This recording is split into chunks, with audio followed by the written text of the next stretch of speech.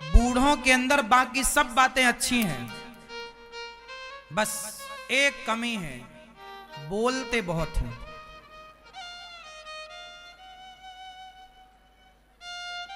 वो भी बोलते हैं जो नहीं बोलना चाहिए। बहू ने आज चाय में जरा शक्कर क्या डाल दी तो सास बोलेगी जरूर। आज दाल में धोखे से नमक ज्यादा हो गया तो बोलेगी तेरी माँ ने यही सिखाया है, मेरी माँ थोड़ा चुप भी रह लिया करो। महीने में 29 दिन तो उसने बढ़िया दाल बनाई और एक दिन दाल में जरा नमक ज्यादा हो गया तो आपने ताना मार दिया। लोग कहते हैं ना कि खाए बिना लोग रह सकते हैं पर बोले बिना, और आप ना बोलने के कारण फिर आपके घर में आग लगती है। इसलिए मेरी अम्मा, मेरी मां बहू को बेटी की तरह गलती करती है तो समझाओ, डांटो नहीं। 100 बार समझाओ, 101वीं बार डांटो। और आप क्या है करती क्या हो, बहू आई ससुराल से, जरा उसको हलवा बनाना। आपने कहा आज बहू के हाथ का हलवा खाएंगे, नई बहू आई है और हलवा जरा उसने लापक लुआ बना दिया, गीला कर दिया। तो आप लोग क्या ताना मारती हो, अरे इसे तो हलवा बनाना नहीं आता, क्या सिखाया तेरी माँ ने। 4 मेहमानों के बीच में, 4 लोगों के बीच में आपने उसका अपमान कर दिया। तो देखो ये तो ठीक है कि आपको अधिकार है कहने का, डांटने का, डांटो, लेकिन आप ये भी तो सोचो कि सामने वाले को बुरा भी तो लगता होगा। वो आपकी बहू है, आपके घर की बहू है, वो आपके घर का सम्मान है। 2 बातें आप भी तो सहो। गलती बहू करती है तो डांटो मत, सिखाओ। आपकी बेटी जो है उसे आपने सिखाया ना, रोटी बनाना, दाल बनाना, हर चीज सिखाई, डांट कर सिखाया। ये बहू है, आज ही आई है, आज ही मत डांटो, पहले समझाओ, पहले उसका विश्वास जीतो, पहले उसके अंदर जगह बनने दो, आपके प्रति सम्मान बनने दो, सम्मान उसके अंदर आपके लिए।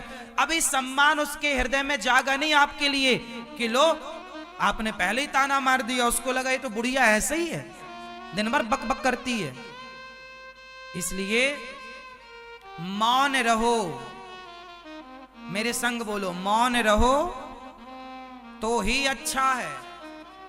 कम से कम विष मत घोलो, बोलो। यदि पहले तुम तौलो, अपने शब्दों को बोलने के पहले ना तराजू में तौल कर देख लेना चाहिए कि शब्दों में कितनी जान है। शब्दों में बड़ी जान होती है मेरी माँ। बंदूक से मार दो, गोली से मार दो तो गोली का शायद व्यक्ति बच जाए, पर बोली से किसी को मार दो, गोली से मार दोगे तो भर जाते हैं वो घाव जो बनते हैं गोली से, पर वो घाव नहीं भरते जो बनते हैं कड़वी बोली से। गोली का घाव शायद भर जाए, बोली का घाव नहीं भरेगा। तो गोली से ज्यादा प्रभावशाली बोली होती है। कितने लोग इस बात से सहमत हैं कि गोली से ज्यादा बोली प्रभाव डालती है। इसलिए मौन रहो, वहां बोलो जहां जरूरत है, उतना बोलो जितने की जरूरत है। व्यर्थ में आप ना दिन भर बोलते हैं, दिन भर क्यों बोलते हैं, थोड़ा मौन रहा करो। और ये बात सबके लिए, बूढ़ों के लिए नहीं, सबके लिए, मेरे लिए, आपके लिए। आप अनिरुद्धाचार्य को देखो, हम केवल कथा में ही बोलते हैं 3 घंटे, इसके बाद हम आपको कहीं बोलते हुए दिखाई नहीं पड़ेंगे। हम बैठे रहते हैं चुपचाप, आप लोग आते हैं, मिलते रहते हैं, हम बोलते नहीं है। जहां जरूरत है बोली वहां तो बोलते हैं, क्यों बोले हम व्यर्थ। जहां जरूरत है वहां बोलेंगे। आप लोग भी हाथ जोड़ के मेरी विनती है, इतना भी मत बोल लो कि आपके बोलने से आपके रिश्ते खराब हो जाए। चुप रहा, 24 घंटे में 2 घंटे बोला करो, बाकी 22 घंटे मौन व्रत रखा करो। मौन, हमारा मौन व्रत, नहीं बोलेंगे। बोलो तो भगवान की चर्चा बोलो, अच्छी बातें बोलो, अच्छे से समझाओ। आप लोग ना चिड़चिड़े मत बनो, चुप रहेंगे तो चिड़चिड़े नहीं बनेंगे। अब आप दिन भर बोलेंगे तो बहू भी कितना सुने और बेटा भी कितना। कई बार बेटों को गुस्सा आ जाती है कि पिताजी आप तो बोलते ही रहते हैं उल्टा सीधा। क्यों बोलना है, थोड़ा कम बोला करो। कई बार बच्चे अच्छा भी कर रहे हैं ना तो बूढ़े लोग बोलते हैं ऐसा नहीं ऐसा। आज की युवा पीढ़ी है, कुछ अच्छा कर रही है, एक्सपेरिमेंट कर रही है, कुछ नया सोच रही है, नए रास्ते पर चल रही है, थोड़ा करने दो, शायद सफलता मिल जाए, अच्छा बन जाए।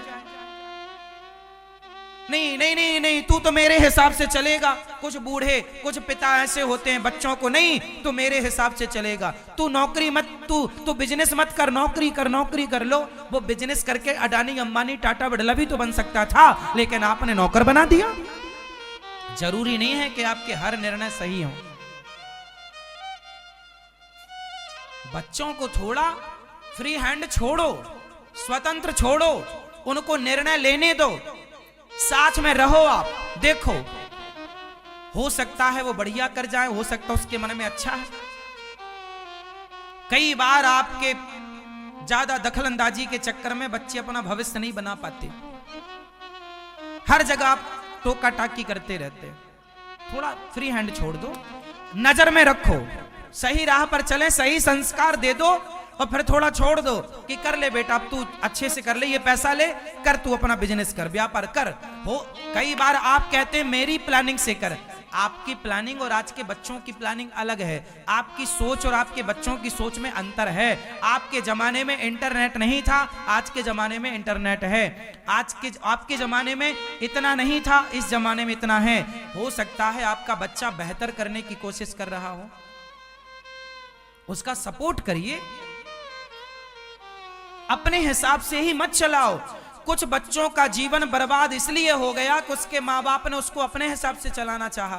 थोड़ा बच्चों को बच्चों के हिसाब से चलने दो, चलने दो। कोई गलत निर्णय ले तो आप बिल्कुल बेशक रोको, बेटा ये गलत है, लेकिन जो सही है, ठीक चल रहा, सपोर्ट करो। बहू ठीक चल रही है, सपोर्ट करो, गलत है तो रोकिए। हर जगह टोका टोकी रोका रोकी क्यों जी? सही है, माँ बाप आप हैं, आपका सम्मान है, आदर है, पलकों में हैं आप, लेकिन आप अपने माँ बाप होने का ना कई बार दुरुपयोग भी करते हैं। मैं कितने गवाह खड़े कर सकता हूं इस बात के, कितने बच्चे आपके सामने खड़े कर सकता हूं जो माँ बाप की जिद के कारण उनका फ्यूचर समाप्त हो गया। वो ये करना चाहता था, माँ ने ये कराया, बाप ने जिद, नहीं तो यही करेगा। हमें संस्कृत में इंटरेस्ट है। अब उदाहरण के तौर पर मुझे ले लीजिए, मैं अपनी एक छोटी सी बात रख दूं, सब पे लागू हो जाएगी। मुझे संस्कृत पढ़ने का शौक था, मुझे वेद पुराण पढ़ने का शौक था बचपन से। मैं अपने पिताजी से कहता था, पिताजी मुझे वृंदावन छोड़ाओ, पिताजी मुझे वृंदावन छोड़ाओ। मेरे पिताजी नहीं छोड़े। फिर एक बार मैंने स्कूल की पढ़ाई बंद कर दी, पिताजी बोले पढ़ ले इसको। मैंने कहा नहीं पढ़ूंगा, मुझे वृंदावन जाना है, संस्कृत पढ़ना है, मुझे वेद पुराण पढ़ने हैं। पिताजी बोले मैं नहीं ले जाता। 1 साल तक मैं पढ़ा नहीं, ना मैं मुझे वृंदावन लेके आए, ना मैं 1 साल स्कूल गया। मैं स्कूल में भैंस चराता रहा, गैया चराता रहा। हमारे घर में भैंस थी और गैया थी, गैया चराता रहा। पिताजी भी जिद में थे, मैं तुझे नहीं ले जाऊंगा। फिर मैं भी जिद में अड़ा कि मैं पढ़ूंगा, वृंदावन में पढ़ूंगा, वेद पुराण पढ़ूंगा। मैं 1 साल तक खाली गैया चराता रहा, नहीं पढ़ा, मैं स्कूल नहीं गया मैं। फिर मेरी जिद के आगे मेरे पिताजी बोले अच्छा ठीक है चल तुझे वृंदावन छोड़ के आते। फिर वो वृंदावन लाए, और वृंदावन जब लाए तो फिर मैं वृंदावन में पढ़ा, और पढ़कर आपके बीच में बैठा सेवा कर रहा हूं। सोचिए मेरे पिताजी ना लाते, मेरी बात ना मानते, मेरे पिताजी ने नहीं बोला कि तू संस्कृत पढ़ने जा। 1 साल तो उन्होंने भेजा नहीं मुझे। अब वो दूसरे कारण भी हो सकते हैं कि गरीबी घर में इतनी थी कि किराया भाड़ा का भी पैसा नहीं था। पिताजी अपनी जगह सही हैं, क्योंकि हमारे जीवन में गरीबी इतनी थी कि 1 साल इसीलिए बाद में पिताजी ने बताया कि बेटा किराया ही नहीं था। हम जबलपुर की हमारी जन्मभूमि है, मध्य प्रदेश की, किराया नहीं था तो आए नहीं, साल गुजर गया। पर मैं आया, पढ़ा, तो आज पढ़ के आपके बीच में। सोचिए ना पढ़ाए होते मुझे संस्कृत, मुझे भी स्कूलों में 10वीं 11वीं 12वीं कॉलेज पढ़ाए होते तो मैं भी वहां होता। तो कई मेरी जिद सही थी कि गलत थी? सही थी। मेरे पिता ने उसमें साथ दिया, मैं उनका धन्यवाद करता हूं। लेकिन मेरे पिता ने तो साथ दे दिया, 1 साल बाद ही दिया। लेकिन कई बार आपके कुछ पिता हैं, बच्चे की मन है कि हम ये पढ़ें, हम ये पढ़ें, हम वहां पढ़ें, ये ऐसा पढ़ें। कई बार माँ बाप सपोर्ट नहीं करते। तो बच्चों का फ्यूचर ना बिगड़े। अब मैं पढ़ के जब वृंदावन से गया तो मेरे पिताजी ने पूछा तू क्या पढ़ के आया? तो मैंने बोला मैं भागवत पढ़ा। पिताजी बोले गलत, भागवत नहीं पढ़ना तुझे, कर्मकांड पढ़ना है तुझे। मैं समझ गया कि मेरे पिताजी अपनी जगह सही हो सकते हैं, ये अपनी सोच के अकॉर्डिंग बोल रहे हैं। लेकिन मैंने पिताजी की बात नहीं मानी। वो बात पिताजी बोले कर्मकांड पढ़। कर्मकांड का मतलब होता है जैसे यज्ञ कराना, यज्ञाचार होते हैं यज्ञ कराने का, सत्यनारायण भगवान की कथा करने वाले जो होते हैं। तो उन्होंने बोला कि बेटा ये तो करके कमा के 2 रोटी खा लेगा, भागवत जी थोड़ी कोई रोज रोज सुनेगा, भूखा मर जाएगा तू। उनकी चिंता पिता के नाते सही थी, लेकिन मुझे विश्वास था कि ना पिताजी आप मुझे पढ़ने दीजिए। और मैंने उस विषय को नहीं पढ़ा, कर्मकांड में मैं नहीं गया, और मैं केवल भागवत जी पढ़ता रहा। और मैंने पढ़ाई जो मेरे से बना, मेरी अक्ल तो कम है, मैं कम बुद्धि का आदमी हूं, पढ़ा लिखा बहुत ज्यादा नहीं हूं, लेकिन जितना पढ़ा है गुरु कृपा और भगवत कृपा से वो आज समाज के काम आ रहा है, आपके काम आ रहा है। तो ये मेरे जीवन का अनुभव कहता है कि बच्चों को स्वतंत्र कीजिए।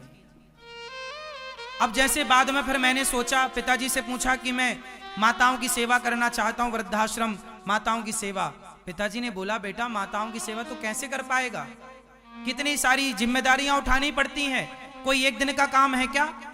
किसी को लाके रख लेगा, सेवा नहीं कर पाया। तो उन्होंने हर बात में मुझे कहा, और वो अपनी हर बात पर सही थे। जो हर पिता का जो कर्तव्य है वो अपनी जगह सही थे कि बेटा कर पाएगा, तेरे से हो जाएगा। पर मैं कॉन्फिडेंस था मेरे अंदर, मैं कहा कर पाऊंगा, जो कर पाऊंगा वो करूंगा, मुझे भगवान ने सेवा के लिए भेजा है। इसलिए फिर मुझे लगा कि मुझे सेवा करनी है सो करनी है। फिर मैं उस सेवा के राह पर चलता गया। गौरी गोपाल आश्रम जब बना तो मेरे पास जब ये मेरे मन में ख्याल कहां से आया वृद्धाश्रम बनाने का, वो मैं आपको बता रहा हूं। एक बार मैं कथा करने गया था एक जगह, तो एक अम्मा मेरे पास, बूढ़ी माँ आई, बोली बेटा मेरा बेटा मुझे पानी नहीं देता, रोटी नहीं देता, मेरी इच्छा है कि जब मैं मर जाऊं तो तुम मेरी चिता में आग लगा देना। एक माँ ने मेरे से बोला कि तुम मेरी चिता को आग लगा देना, मेरे से बोला। मैंने कहा माँ आपका तो बेटा है, एक बेटा था, मैं उनको जानता था। मैंने कहा आपका तो बेटा है, तो बेटा ही ना चिता पे आग लगाएगा माँ की या पिता की? बोले नहीं, जिस बेटे ने मुझे जीते जी रोटी नहीं दी, जीते जी मुझे पानी नहीं दिया, जो बेटा मुझे पानी नहीं देता, रोटी नहीं देता, उस बेटे से मैं आग लेकर के क्या करूंगी? तो मुझे लगा कि शायद भगवान ये प्रेरणा दे रहे हैं कि तू ऐसी बेसहारा मां का सहारा बन। शायद ये प्रेरणा किसकी थी? भगवान की। तो फिर मैंने ये प्रेरणा के बारे में पिताजी को बताया कि पिताजी ऐसी प्रेरणा आई है कि वृद्धाश्रम इन माओं के लिए बनवाऊं, क्योंकि ऐसी कितनी माएं हैं जिनको सहारे की जरूरत है, शायद भगवान मुझे निमित्त बनाना चाहते हैं सेवा के लिए। तो पिताजी ने कहा कि ये बड़ा काम है, हो पाएगा? तू कर लेगा? नहीं हो पाएगा तेरे से, तू नहीं कर पाएगा। उन्होंने अपनी जगह ठीक कहा, लेकिन मैं अपने विश्वास के बल पर, अपने जो मुझे लगा कि ये भगवान की प्रेरणा है। अच्छा, एक दूसरी घटना मेरे साथ घट गई। जब मैं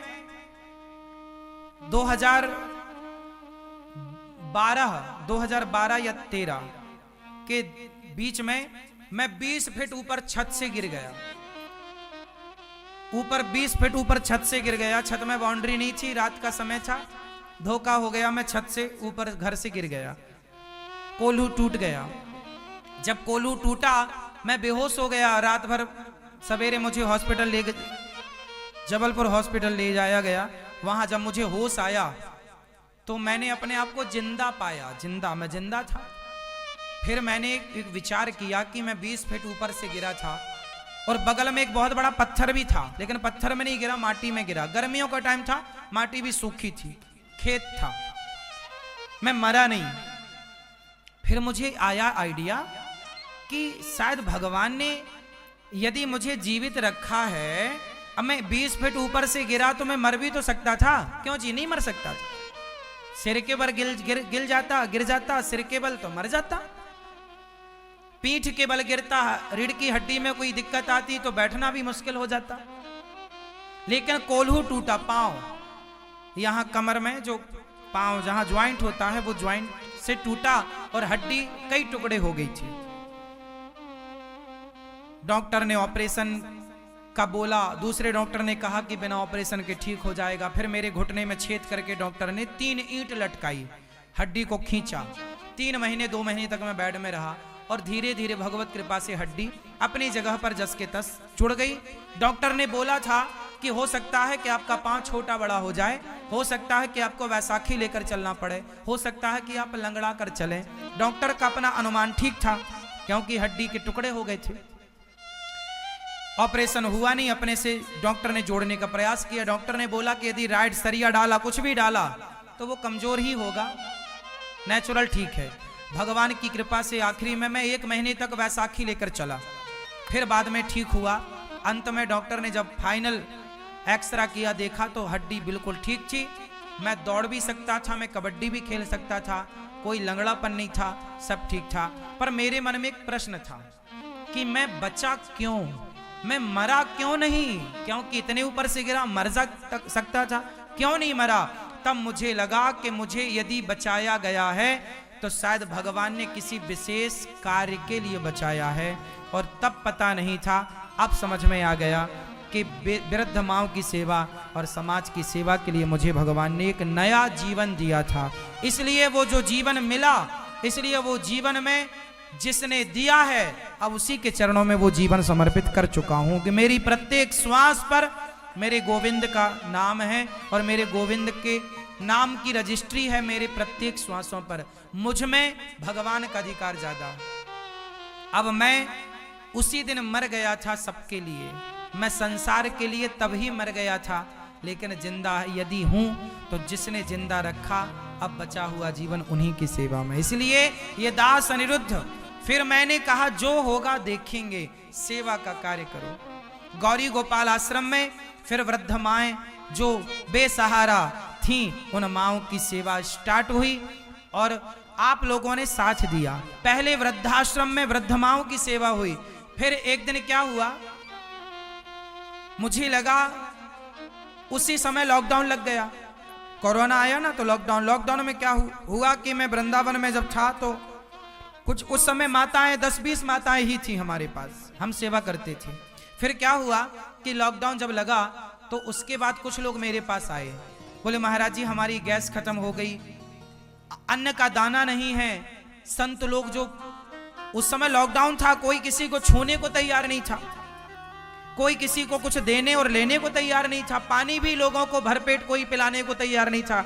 उस कोरोना की सिचुएशन आप सबने देखी है, लॉकडाउन की स्थिति। उस समय मेरे पास कुछ संत आए, जो संत वृंदावन में भजन करने वाले संत थे।